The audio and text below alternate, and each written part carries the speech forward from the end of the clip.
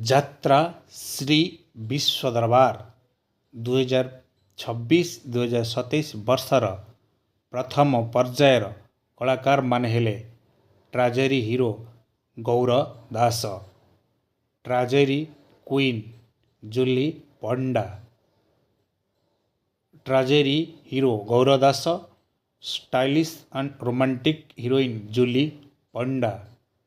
ଚରିତ୍ର ଅଭିନେତା ସିଲୁ, ଚରିତ୍ର ଅଭିନେତ୍ରୀ Kali, viral and romantic hero Soumya, viral heroine ଜିନା,